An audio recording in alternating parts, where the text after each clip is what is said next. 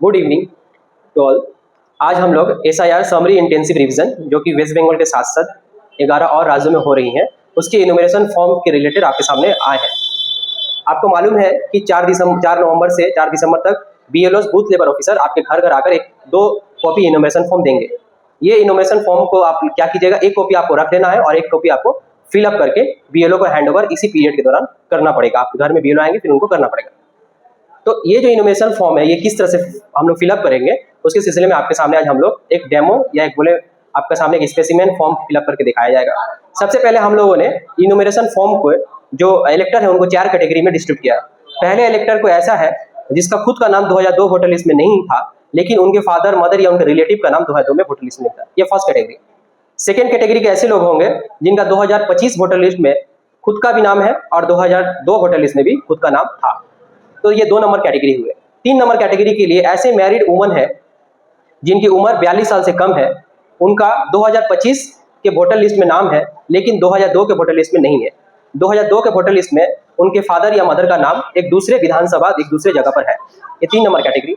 4 number category ऐसे married महिला या वुमेन का है जो 42 या 43 साल से ज्यादा है, जिनका 2002 का वोटर लिस्ट में अपने फादर के घर में उनका वोटर लिस्ट का नाम था 2002 में, और 2025 में क्योंकि मैरिड होने की वजह से उनके शादी हो जाने की वजह से उनके हस्बैंड के साथ एक दूसरे विधानसभा या दूसरे बूथ में उनका नाम हो गया। इन 4 कैटेगरी के वोटर इलेक्टर्स को अगर इनोमिनेशन फॉर्म मिलता है तो अपना इनोमिनेशन फॉर्म किस तरह से फिलअप करेंगे वो आज हम लोग डिस्कशन करेंगे। मेरे हाथ में अभी वही इनोमिनेशन फॉर्म मौजूद है जिस इनोमिनेशन फॉर्म के सिलसिले में हम लोग।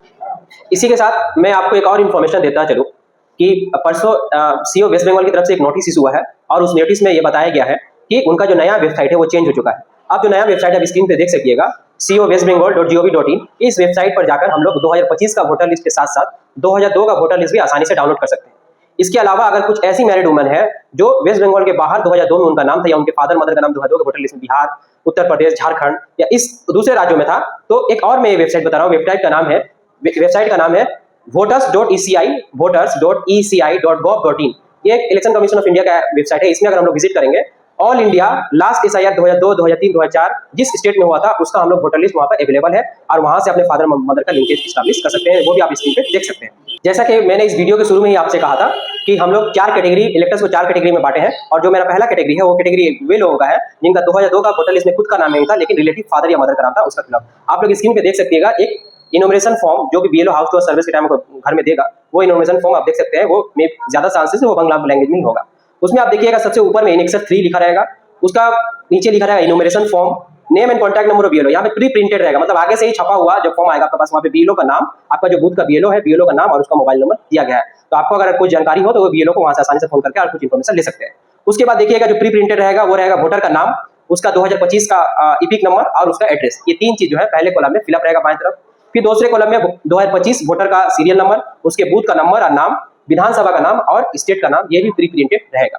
उसके बाद एक QR कोड रहेगा। QR कोड इसलिए मैं आपको बता रहा हूँ, QR कोड इसलिए रहेगा कि BLO ऐप, जो BLO को एक ऐप दिया गया लिंकेज करने के लिए या ऑनलाइन फॉर्म फिलअप के लिए उनको एक ऐप दिया है जो रजिस्टर है उनके मोबाइल से, वो BLO ऐप के जरिए एक QR कोड को जो स्कैन करेंगे तो उनको किसी इलेक्टर का इपिक नंबर या नाम नहीं लिखना होगा बल्कि ऑटोमेटिक वो फॉर्म खुल जाएगा। इसीलिए QR कोड हर इलेक्टर का यूनिक एक QR कोड दिया गया है।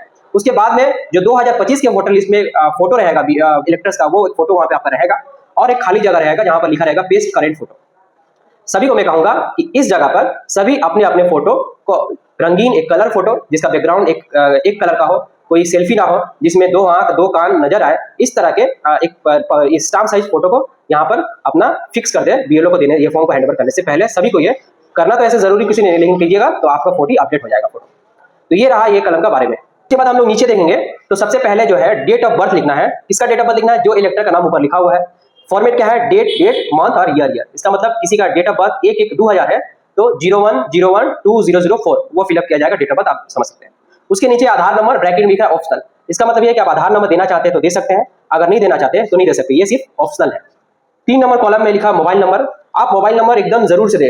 घर में अगर 4 वोटर है, अगर मोबाइल एक ही है तो एक ही नंबर 4 जगह दे, अगर अलग अलग देना चाहते हैं तो अलग अलग भी दे सकते हैं, लेकिन मोबाइल नंबर अपना यहाँ पे जरूर दे। उसके बाद 4 नंबर जो है फादर्स या गार्डियन नेम। ये फादर या गार्डियन नाम जो है, ये जो पहले कैटेगरी का इलेक्टर है उसके लिए उसके फादर का नाम होगा। गार्डियन नहीं, चूंकि उसका फादर है तो फादर का नाम, जैसे यहाँ पे भी आप देख सकते हैं कि उसके फादर का नाम हमने लिख दिया है। उसके नीचे लिखा फादर या गार्जियन जो है उसका epic number if available. If available इसलिए लिखा है कि अगर वो नहीं है तो उनका एपिक नंबर नहीं होगा, तो वहाँ नहीं भी लिख सकते, सिर्फ नाम लिखकर छोड़ देना है। अगर ये नाम में वो है तो वहाँ पे क्या करेंगे, उनका ईपिक नंबर हम लोग जिसको वोटर कार्ड नंबर बोलते हैं वो लिखेंगे। उसके नीचे मदर नेम, माँ का नाम लिखेंगे और माँ का उसके नीचे ईपिक नंबर लिखेंगे। उसके बाद कॉलम में लिखा है स्पाउस नेम, स्पाउस मतलब हस्बैंड के लिए वाइफ स्पाउस और वाइफ के लिए उसका हस्बैंड स्पाउस। अगर आप मैरिड है तो देखिए इस ये में मैरिड है इसलिए फॉर्म में देखिए मैरिड फॉर्म फिलअप किया है, अपना वाइफ का नाम लिखेंगे। मैरिड है तो वाइफ का नाम लिखेंगे। अगर कोई लड़की है, यहाँ पे तो चूंकि लड़का है तो इसीलिए उसको वाइफ का नाम लिखा और वाइफ का ईपिक कार्ड नंबर दे सकता है। अगर लड़की रहती है कोई मैरिड तो वहाँ पे उसका हस्बैंड का नाम, हस्बैंड का ईपिक नंबर लिखते हैं। उसके बाद बाईं तरफ कॉलम, क्योंकि मैंने आपको पहले ही कहा ये उनके लिए है जो 2002 में जिनका खुद का नाम नहीं है लेकिन उनके फादर मदर का था। तो इसका मतलब जो बाईं तरफ जो एक आप कॉलम देख रहे हैं, details of the इलेक्टर in the electoral roll of the last SIR, इस कॉलम को हम लोग इस कैटेगरी के इलेक्टर के लिए स्किप करेंगे। इसका मतलब यहाँ पे हमको कुछ भी नहीं फिलअप करना है, इसको इसी तरह से खाली छोड़ देंगे। इसके बाद आते हैं दाईं तरफ जो है लिखा है details of the relative whose name is given in the previous column in the last SIR. अगर बांग्ला में पढ़े तो बांग्ला में इस तरह से है, आत्मीय और विवरण जार नाम पूर्ववर्ती कॉलम में सर्वशेषे एसआईआर देवाच है। इसका मतलब ये है कि जो लास्ट एसआईआर हुआ उसका डिटेल्स आपका आत्मीय वाले रिलेटिव का देना है। तो सबसे पहले आएगा नाम, तो यहाँ पे नाम किसका हम लिखेंगे, नाम लिखेंगे जिसका आप लिंकेज कर रहे हैं। इसका मतलब यहाँ पे जो लिंकेज है किसके साथ हम कर रहे हैं, फादर के साथ, तो यहाँ पे फादर का नाम होगा। भूल से भी आप इलेक्टर लोग अपना नाम नहीं लिखेगा क्योंकि आपका नाम ऑलरेडी ऊपर में प्रिंटेड इलेक्शन कमीशन के पास है। तो इस लिंकेज में किसका नाम लिखेंगे, अपना फादर का लिंकेज कर रहे हैं तो अपने फादर का नाम, अपने अब्बू का नाम लिखेंगे। उनका ईपिक नंबर 2002 का याद रखिए, ये 2002 से होगा, मतलब 2002 में आपका अब्बू का जो नाम है, जो स्पेलिंग है जिस तरह से है सेम उसी तरह से हम लोग लिखेंगे। और ईपिक नंबर जो लिखा यहाँ पे जो था गया, मतलब अगर है ईपिक नंबर बहुत सारे 2002 के वोटर लिस्ट में बहुत सारे लोगों का अवेलेबल नहीं है तो इस कॉलम को छोड़ देंगे। अगर ईपिक नंबर है तो ईपिक नंबर लिख लेंगे।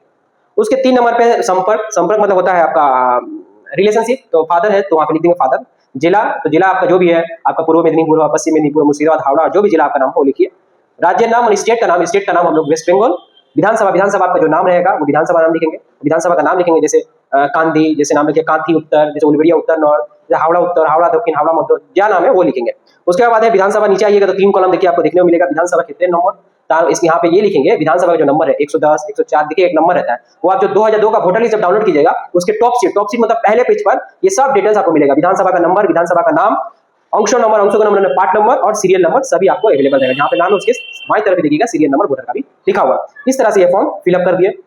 उसके नीचे 3 डिक्लेरेशन है, वो 3 डिक्लेरेशन इस तरह से है कि मैंने आमी এই देश नागरिक सेटा मैंने आपको एक डिक्लेरेशन देना पड़ रहा है। उसके बाद ये देना है कि मेरा जो वोट है यहीं पर है और मेरा वोट कहीं पे नहीं है। तीसरा डिक्लेरेशन ये है कि अगर इस जो मैंने इन्फॉर्मेशन दिया कोई भूल होता है तो RPI representation of people act 1950 के 31 नंबर धारा के तहत हमको मैंने कन्विक्ट किया जा सकता है या हमको पे चार्ज किया जा सकता है। ये 3 डिक्लेरेशन के बाद यहाँ पे समझने की बात है, आप स्क्रीन पे देख सकते हैं, बहुत इंपॉर्टेंट है ये जो सिग्नेचर का मामला है। अगर आप घर पे नहीं है, आप वर्किंग पीपल है, आप मजदूर है, आप दिन भर घर पे नहीं रह सकते, तो आपकी वाइफ होगी, आपके बच्चे होंगे, जो भी होंगे, आपके अब्बू होंगे, आपकी अम्मी होगी, वो यहाँ पर सिग्नेचर कर सकते हैं। इलेक्शन कमीशन ने मैंडेट किया कि खुद सिग्नेचर कीजिए या आपके घर के कोई सिग्नेचर कर सकते हैं। घर का अगर कोई सिग्नेचर करता है तो वहां पे सिग्नेचर के बाद रिलेशन लिखना होगा। अगर फादर सिग्नेचर करें तो फादर लिखेंगे, मदर करे तो मदर, बहन करे तो बहन, भाई करे तो भाई, वहां पे करके सिग्नेचर करके डेट करके लिखना। नीचे बीएलओ को एक सिग्नेचर का जगह है, बीएलओ इस फॉर्म को मिलाएगा। आपने जो 2002 का डिटेल्स अपने अब्बू का दिया है वो बीएलओ अपने ऐप पर वेरीफाई करेगा। वो ईपिक नंबर जब आपके अब्बू का देगा तो आपका अब्बू का डिटेल्स 2002 का उसके बीएलओ ऐप में चलाएगा और वो नाम को मिलाएगा। अगर नाम मिल जाता है तो बीएलओ वहीं पर आपको लिंकेज कर देगा और रिकमेंडेड करके ये ईआरओ के पास जमा कर देगा। ये आपको फर्स्ट कैटेगरी का बताया। इसके बाद हम लोग सेकंड कैटेगरी पे चलेंगे। कैटेगरी के में वही लोग हैं जिनका 2025 का वोटर लिस्ट में भी नाम है और 2002 का वोटर लिस्ट में भी खुद का नाम था। तो हम स्क्रीन पे आपने जैसे मैंने इससे प्रीवियस कहा जो चीज है, जैसे date of birth, Aadhaar number, mobile number के बाद पिता नाम, अभिभावक नंबर मतलब फादर नेम, या अगर आप औरत है तो अभिभावक मतलब अपना हस्बैंड को आप गार्जियन बना सकती है। अगर जो मैरिड वुमेन है वो गार्जियन की जगह अपने हस्बैंड का नाम लिख सकती है। उसके बाद माँ का नाम लिखेगा, ईपिक नंबर है तो लिखेगा, नहीं तो नहीं लिखेगा। अगर ईपिक नंबर अवेलेबल 2025 में नहीं तो याद रखिए ये जो ऊपर का पोर्शन है ये 2025 के रिस्पेक्टिव से है। तो 2025 में अगर आपके फादर का ईपिक नंबर या आपके माँ का ईपिक नंबर नाम के साथ है तभी लिखिए, नहीं तो माँ का नाम लिखिए, छोड़ दीजिए। उसके बाद स्पाउस मतलब अगर इसमें चूंकि जो है एक आप देख सकते हैं फॉर्म में कि एक बुजुर्ग आदमी जिनका डेट ऑफ बर्थ देख सकते हैं 1946 है, इसका मतलब उनका 2002 का वोटर लिस्ट में नाम होना बहुत ज्यादा चांसेस है। तो उसी तरह 1946 में क्या हुआ, आधार नंबर लिखे, उनका मोबाइल नंबर लिखे, उनके अब्बू का नाम लिखा गया, फिर उनका अब्बू का चूंकि इंतकाल आगे ही हो चुका था उस समय अभी उनका वोटर कार्ड अवेलेबल नहीं है 2025 में, तो उसकी जगह हम लोग नॉट एप्लीकेबल या खाली जगह छोड़ दिया। उनकी माँ का भी नाम लिखा लेकिन उनका माँ भी इंतकाल कर चुके होंगे, चूंकि देख सकते हैं बुजुर्ग लोग हैं, उनका भी ईपिक नंबर अवेलेबल नहीं है तो भी ईपिक नंबर नहीं लेगा। अगर रहेगा तो लिखेंगे। उसका नीचे है स्पाउस ने मतलब वाइफ है तो वाइफ का नाम लिखे और वाइफ का ईपिक नंबर लिखे।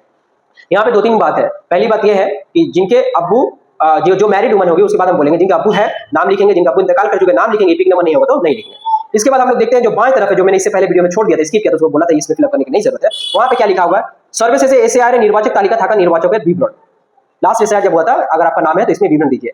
तो सबसे पहले लिखा निर्वाचक का नाम, तार माने यहाँ पे इसका मतलब ये है कि जो इलेक्टर है 2025 में उसका नाम लिखेंगे यहाँ पर। उसके बाद उसका ईपिक नंबर कौन सा ईपिक नंबर लिखेंगे, 2025 में 2002 में जो था, इसका मतलब नाम जो है वो भी 2002 होगा, मैंने 2025 बोला, 2002 का वो भी नाम होगा जो स्पेलिंग है, और ईपिक नंबर भी वही 2002 वाला ही लिखना है। बहुत सारे लोगों का ईपिक नंबर चेंज हो चुका है, कुछ लोगों का ईपिक नंबर चेंज नहीं हुआ है 2025 या 2002, तो जो ईपिक नंबर है 2002 के रिस्पेक्ट से लिख देंगे यहाँ पर। उसके नीचे आत्मीय नाम, आत्मीय माने आपका उस 2002 वोटर लिस्ट में रिलेशन नाम में देखिएगा किसी का नाम लिखा हो सकता है, आपका अब्बू का नाम हो या आपका माँ का नाम हो, जो भी हो वहाँ पे लिखेंगे। रिलेशनशिप अब्बू का नाम लिखे तो फादर होगा, माँ का नाम लिखे तो मदर होगा। जिला नाम अपना डिस्ट्रिक्ट का नाम लिखिए, राज्य वेस्ट बंगाल, आपका विधानसभा का नाम, जो विधानसभा का आपका नाम है, जो बोला मैंने इससे पहले कि 2002 का वोटर लिस्ट में ही आपको टॉप सीट में मिल जाएगा आपका विधानसभा का नाम, नंबर। उसके बाद है पार्ट नंबर भी टॉप सीट में, सीरियल नंबर, जहां से आप अपना नाम लिख रहे हैं वहां से बाएं दिख में आपका भी सीरियल नंबर अवेलेबल है। इस तरह से फॉर्म फिलअप करेंगे। फिर उसी तरह मैंने कहा अगर आप अवेलेबल है तो अपना साइन कीजिए, या आपके घर के कोई भी साइन करके बीएलओ को अपना रिलेशनशिप लिख के बीएलओ को जमा कर देंगे। बीएलओ अपना कमेंट मैच करेगा, अगर आपका मैच करा तो डॉक्यूमेंट रिकमेंड करके वो दे देगा। ये था। इसके बाद हम लोग थर्ड कैटेगरी पे अपनी बात करेंगे। थर्ड कैटेगरी मतलब वे कैटेगरी के लोग हैं जो 2002 में उनका नाम नहीं था, लेकिन उनके फादर का नाम था। मैरिड होने की वजह से वो दूसरे अपने हस्बैंड के साथ आ गई है, लेकिन उनके फादर का नाम 2002 में था, लेकिन वो दूसरे विधानसभा या दूसरे बूथ में उनका नाम था। तो ये फॉर्म उनके लिए है। तो आप देख सकते हैं ऊपर में एक प्री प्रिंटेड रहेगा, प्री प्रिंटेड में आपका नाम, इलेक्टर का नाम 2025 में जो था, उनका ईपिक नंबर, उनका एड्रेस लिखा रहेगा। उसके बाद दो वाले कॉलम में उनका वोटर कार्ड का सीरियल नंबर, उनका विधान अपने पार्ट बूथ का नाम और नंबर, और स्टेट का विधानसभा का नाम और स्टेट का नाम लिखा रहेगा। उसका एक क्यूआर कोड होगा, फिर पुराना फोटो होगा, एक नया फोटो वहाँ पे लगाने का प्रोविजन है, वो लगाइएगा। इसके बाद डेट ऑफ बर्थ देखिए यहाँ पे, क्योंकि डेट ऑफ बर्थ 94 है, इसका मतलब समझ सकते हैं उनका एज जो है वो अभी 31 है। 31 है, इसका मतलब 2002 में उनका एज क्या होगा आप समझते हैं। 94 इसका मतलब 8 साल, इसका मतलब 2002 में उनका नाम नहीं होगा, जाहिर सी बात है। तो उनका हम डेट ऑफ बर्थ दिए, उसके बाद उनका आधार नंबर यदि लिखना चाहे लिखे, फिलअप करिए। मोबाइल नंबर लिखे, अपने पिता या विवाह का नाम। तो जो मैरिड वुमन है वो वे चाहे अगर उनका voter card, current voter card 2025 का वोटर कार्ड में देखिएगा किसका नाम लिखा हुआ है। अगर करेंट वोटर कार्ड में फादर का नाम लिखा हुआ है जो रिसेंटली ट्रांसफर होकर आई है, तो अपना गार्जियन नेम की जगह अपने अब्बू का नाम ही लिखेंगे, क्योंकि उससे हमको लिंकेज दिखाना है। अगर वोटर कार्ड में आपका 2025 का जो आपके हाथ में वोटर कार्ड है उसमें आपका हस्बैंड का नाम है, तो अब्बू का नाम ना लिखकर गार्जियन का नाम वहां पे लिखने से बढ़िया रहेगा, बल्कि अच्छा रहेगा। तो यहाँ पे चूंकि उनका वोटर कार्ड में अब्बू का नाम था, इसलिए अब्बू का नाम लिखा गया है। अच्छा, अब्बू का ईपिक कार्ड दूसरी जगह, तो EPIC card EPIC card number लिख दिया गया है। माँ का नाम भी लिखा हुआ है, अवेलेबल है, और उनका ईपिक कार्ड भी है, तो माँ का नाम और ईपिक कार्ड भी लिख दिया गया है। उसके नीचे स्वामी व स्त्री नाम, मतलब उनका हस्बैंड है, तो हस्बैंड का नाम, चूंकि वो वर्तमान में अभी अपने हस्बैंड के साथ रहती है मैरिज होने के बाद, हस्बैंड का नाम लिखे और हस्बैंड का भी ईपिक नंबर लिख दिया। अब बाईं तरफ हम लोग देखेंगे कि वो क्या पोर्शन था 2002 वोटर लिस्ट में जिसका नाम है उसके लिए। तो हम लोग इस पोर्शन को क्या करेंगे, स्किप करेंगे, क्योंकि 2002 में उनका खुद का तो नाम होने का चांसेस नहीं है, 94 में बर्थ उनका। तो दाहिने तरफ चले आएंगे, दाहिने तरफ पे देखेंगे तो लिखा है नाम, पहला लिखा है नाम। यहाँ पे किसका नाम लिखेंगे, उनके रिलेटिव नाम, जिसका लिंकेज वो करना चाहती है। तो लिंकेज वो अपने अब्बू का करना चाहती है, ऊपर में देखिए अब्बू का नाम लिखा है, तो अब्बू का नाम वहाँ पे लिख दिया गया।